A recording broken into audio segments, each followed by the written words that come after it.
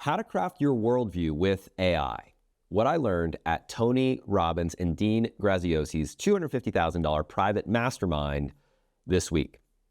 Now, I'm just getting back to Vermont after spending this past week in Mexico. I was invited to deliver a talk at Tony and Dean's $250,000 private mastermind, which is a room filled with ultra successful 8- and 9-figure entrepreneurs, as well as several billionaires. Now, the event was held at a brand new Ritz-Carlton Reserve property on 900 plus acres, an hour outside of PVR, Mexico. And we were actually the first to ever stay at the property. I was the first person to ever sleep in the room that I was staying at. The group was amazing, and the venue was incredible. Think 6-star luxury, suites that start at $9,000 a night, $11 million private residences, and private Michelin star dinners on the beach at sunset each night. Yet in the keynote that I delivered, I discussed the sobering reality of the rising wealth inequality that we're experiencing that represents what I believe may be one of the most important forces to shape the next few decades. And after day one of the event was spent focused on the promise and possibilities of AI, I was asked to open day two with something a little different. Now, in my talk, I shared a contrarian worldview, surprise, surprise, that offered a slightly controversial perspective around what may be even more important than the AI story that's unfolding right now. And even more importantly, what to do about it. Which brings us to your hidden operating system, why building a comprehensive worldview is so important. Now, in case you're wondering, this slightly controversial talk that I delivered received a standing ovation. And at least one person in the room came up to me afterward and said it was the best talk that she'd heard in her entire life. But all that said, after returning home from delivering a talk like this, in addition to processing all the feedback from the session that I deliver, I will often typically spend considerable time reviewing my pages and pages of notes from all the other sessions of the event to help organize my thinking so that I can deliver a debrief for my private clients and members of my strategic advisory group mastermind on all the takeaways that I believe are most important. And this is something I'll be doing this week, by the way. Now, I'll also spend time reflecting on how these new ideas may challenge or potentially reshape my personal current worldview and how it might influence key decisions I'm making in my business, with my family, and in my life. Which begs the question, what is a comprehensive worldview exactly, and why is it so important to have one? Well, in a nutshell, a comprehensive worldview is a set of assumptions that you use to answer 3 fundamental questions. Number 1, what is true about how the world works? Number 2, what pattern am I in right now? And number 3, how should I position myself next? In other words, your worldview is the combination of 1, what you believe is true about how the world fundamentally works, 2, the patterns that you've learned to notice, and 3, how you decide to act because of it. Now, a well-formed worldview drives every major thread in your life, including the business that you decide to build, where you invest your money, what you choose to study, how you parent your children, the food that you put in your body. Now, to be clear, most people sleepwalk their way through life, never mind operating on the basis of a comprehensive worldview, accepting whatever core belief the algorithm and their environment surreptitiously serves to their subconscious mind. Now, in contrast, a consciously formed comprehensive worldview requires both curation and intention. In other words, what you choose to pay attention to and who you choose to learn from matters a lot. Which brings us to deep convictions loosely held. 3 lenses that have shaped my own personal worldview. In my forthcoming book, Return to Real, I explore 3 colliding forces reshaping the world that combine to create what I believe is a singular moment in human history that is about to arrive at our doorstep. And as I first shared in issue number 46 of The Digital Contrarian, Brace for Impact, my thinking in this area, which continues to evolve, has been influenced by the work of Ray Dalio, Nate Hagens, and Yuval Noah Harari, among several others. In fact, each of these names, Dalio, Hagens, Harari, has contributed what I consider to be several of the first principles influencing my personal worldview at a fundamental level. And by the way, first principles are the small number of key ideas that you're willing to treat as non-negotiably true about how the world works, and then use as your starting point for every important decision that you make in life. So for example, number 1, the world operates cyclically, not linearly. This one's from Dalio. As a student of both history and biology, I believe that the world operates cyclically, not linearly. And when you can identify what type of repeating cycle that we're in and what phase of that repeating cycle we're in, you can make educated predictions about what's likely to happen next. For more on this topic, by the way, you can see issue number 22 of the Digital Contrarian, How to See Hidden Patterns Others Completely Miss. Now, this applies not only to biological and natural cycles like growth and decay, regeneration, repeat, but also economic and historical cycles, credit booms and busts, rise and decline of empires. Now, the short version is the world runs on cycles, not straight lines. So if you learn how to recognize the cycle and phase, then you can anticipate what's coming next. Which takes us to number 2. Energy is the base layer of the entire human experience. This one's from Hagens. Now, energy is the base layer of everything, every biological system on Earth and every economic system that humans have built. And I believe that beneath all the layers of abstraction, I'm talking about money and markets, technology, the quote-unquote economy, et cetera, is a thermodynamic reality that we cannot ignore. Energy availability, quality, and cost ultimately shape what's possible in our economies and in the human experience. And what we call capitalism is actually essentially the process of transforming energy into goods and services that humans find useful. And that's all that it is. For more on this topic, see issue number 28 of the Digital Contrarian, The Return to Real Movement Taking Shape in the World. But the short version is this. Energy is at the base layer of everything. Capitalism is just turning energy into useful stuff, and we ignore that thermodynamic reality at our peril.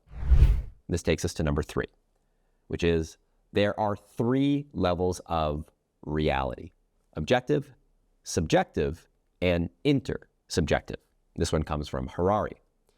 So there are actually 3 forms of what we describe as reality. Number 1, you've got objective reality, which is things that are true regardless of what anybody believes, like gravity and viruses and CO2 levels on planet Earth. Number 2, we have subjective reality, which is your inner world of feelings, thoughts, and personal experience. Then we have number 3, intersubjective reality. These are things that are real because many people believe in them. Things like money, nations, laws, companies, religions, brands, et cetera, And I believe that everything underlying truth needs to be understood first through the lens of which kind of reality are you dealing with. This is where we have be curious, ask questions, seek truth as our mantra. Now, confusing these 3 levels is often where a lot of bad thinking and bad decisions come from. So the short version is this. There are actually 3 kinds of so-called real. You've got objective, subjective, and intersubjective. And you have to know which one that you're looking at before you decide what's true. So are you starting to see how these first principles work? Now, the reason why I'm a big believer in deep convictions loosely held is because there is a danger in treating any core belief around how you see the world as final and forever. Instead, when you treat everything as your current best attempt to make sense of the world, you give yourself permission to evolve and potentially even change your mind. I know, that's shocking, right? In other words, deep convictions loosely held, which is another one of my first principles, by the way, means the courage to act as if something is true today, but the humility to update when better data or deeper wisdom emerges. So when you look back at what you wrote or built decades ago and you find yourself cringing, just know that that is a sign of your growth. Which brings us to how all this applies to business. Lessons learned from a $40 million product launch. So back to the Tony and Dean Mastermind.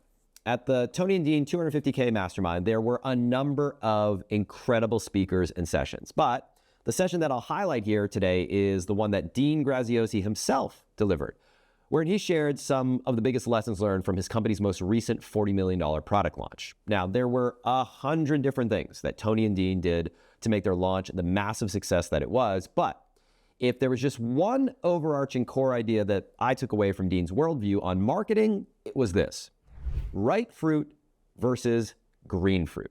Let me explain. So most marketers spend their entire lives focused on identifying and picking ripe fruit, i.e. people most ready to buy. But few ever develop both the patience to pick fruit that is still green and the skill to ripen that fruit over time. But green fruit is where almost all the opportunity is in every market. And focusing on green fruit is the key to doing a $40 million product launch. So a single core idea like this, shaped by a comprehensive worldview, can serve as the foundation for an entire product launch, or an entire brand, or even an entire business. For example, when we launched the Ask Method company many years ago, it was built upon the following core idea, shaped by my own worldview at the time, influenced by my business mentor, Dr. Glenn Livingston, which is message from your market, not from your mind. In other words, by asking people the right questions, you can not only understand the problems and pain that they're facing, but the exact language that they use to describe those problems and that pain. This insight in turn tells you not only what products to create and sell, but also the exact language to use in your messaging to sell those products. Now, as an aside, my thinking on this topic has evolved somewhat since then, but that's a topic for another day. But getting back to core ideas, this idea of having a core idea based on your comprehensive worldview, this is pretty simple, right? Starting to make sense? Well, this in turn brings us to the next question, which is, how do you build or update your own comprehensive worldview, and where might AI be able to help? So if a comprehensive worldview is so important, how do you actually build one? Or if you already have one, you do, by the way, how do you make it more explicit and useful instead of it just letting it run silently in the background? Well, I asked ChatGPT for a little help to help us operationalize this. And what follows is a 6-step process that you can run on yourself to start documenting or expand upon your own comprehensive worldview, beginning with step 1, surface the worldview that you already have. Now, before you build anything new, you have to see what's already there, because here's the truth. You probably already have somewhat of a worldview. You probably just don't have it articulated all in one place. If you want to surface it, start with a few simple prompts in a journal or on a blank doc like the following. What do I assume about the future of the economy? What do I assume about technology and AI? What do I assume about human nature? What do I assume about the planet and our ecological future? Don't overthink your answers. Just write what you actually believe in your gut, not what you think you're supposed to believe. That takes us to step 2, which is articulating 5 to 10 strong beliefs loosely held. So the next step is to start turning these vague assumptions, these vague ideas that you have into actual statements. And you can use a simple starting point for each of these statements. Begin each one with, I believe. So for example, I believe the world operates cyclically, not linearly. I believe energy is the base layer of the human experience. I believe the best things in life don't scale. I believe the only business worth building is a category of one. These don't have to be perfect. And yes, this is exactly the kind of thing that you can ask AI to help you wordsmith once you've got your rough draft down. The key here is to get 5 to 10 strong beliefs, loosely held, out of your head and onto the page. Which takes us to step 3. Choose your so-called faculty of thinkers. You don't have to build your entire worldview from scratch.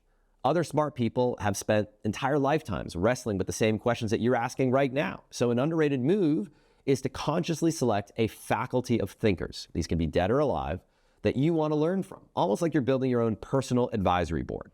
So for example, you might choose for macro cycles, Ray Dalio, Howard Marks, energy and ecology, Nate Hagens, Donella Meadows, the human story, Yuval Noah Harari and Joseph Campbell, embodiment, nature, Robin Wall Kimmerer, Wendell Berry. Now, by the way, these are just example names. These are some of the names on my list, but don't limit yourself to these names or even these categories. These are just here to give you a few thought starters to kind of get your mind going. You should focus on the areas that are most relevant and meaningful to you and your work. So for example, if you are a commercial real estate investor, you should have deep convictions loosely held and a faculty of thinkers specifically focused in the area of commercial real estate investing, for example. Now, the goal here isn't blind agreement with everything that a particular thinker believes. The goal is triangulation.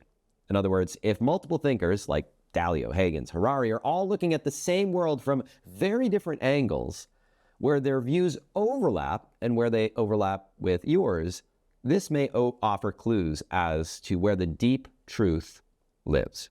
Which brings us to step 4, stress test with dissonance. So once you've got your initial set of beliefs and your faculty in place, now comes the uncomfortable part. Now you want to actively expose your worldview to things that contradict it. That means read people that you actively disagree with. Listen to the smartest version of the argument that you think is wrong. Invite your friends, clients, mentors to say, here's where I think you're missing something. So my friend Jake Cohen recently did this with a core thesis that he's developing right now on how to think about and how to invest in AI over the next decade. Now, most people would avoid this because it feels threatening, but if you're serious about deep convictions loosely held, this is how you discover where your worldview has holes and is oversimplified. That takes us to step 5, which is to connect your worldview with real decisions. Now, a worldview is only useful if it shows up in the actual decisions that you're making in life. Otherwise, it's just a pointless intellectual exercise. This is where you trace the link. Worldview to business investment thesis, to concrete decisions, i.e. what you build, what you buy, where you live, who you serve. For example, in my own life, a Dalio-style belief that the world runs in long debt and empire cycles, a Hagens-style belief that energy is the base layer of everything, and a Harari-style lens on objective, subjective, and intersubjective reality. These beliefs, combined with several others, led me to sell my last company at the time that I did, move my family from Texas to a farm in the Green Mountains of Vermont, build a business aligned with the return to real movement, invest in assets, skills, and relationships that I believe will matter 10 to 20 years from now.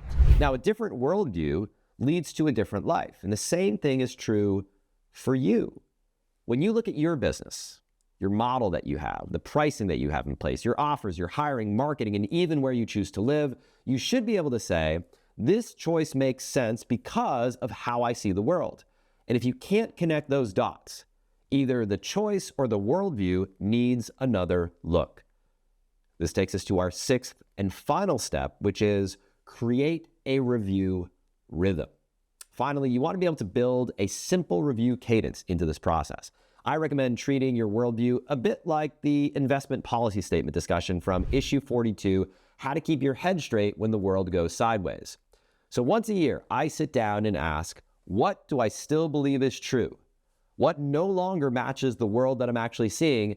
And what have I learned this year that should update my beliefs? In other words, this is not about rebuilding your beliefs from scratch each and every year, but you are refining and recalibrating, just like you'd rebalance a portfolio when certain positions drift out of alignment. You rebalance your worldview when, for example, new data appears, old assumptions stop working, or real life experience delivers you feedback that you just can't ignore, that you have to pay attention to. This is how you avoid becoming the person clinging on to a 2010s worldview in a 2030s world. Now, sadly, by the way, I'm seeing many entrepreneurs who are struggling with this as they continue to operate their business in an old economy paradigm. Which brings me to my invitation for you this week. So now it's your turn. What's one principle reshaping your worldview? So if you're willing, I'd love to hear from you. Simply leave a comment and share, number one principle that has deeply shaped how you are seeing the world. And number 2, where that principle came from. It could be a book, it could be a mentor, it could be a personal experience, etc. Now, you don't need to write an essay. Even just 2 or 3 sentences would be great. I read every single comment, and with your permission, I may even share a few of these with attribution or anonymously if you prefer, in a future issue or debrief. Because my hunch is, if there are questions right now that you are thinking deeply about, there's a good chance that I, and probably others, are thinking deeply about these same issues as well. Okay, I'll leave you with that for now. Have a great rest of your weekend. Remember to hug the ones that you love. And until next week, I look forward to seeing you in the next episode. Take care and talk soon.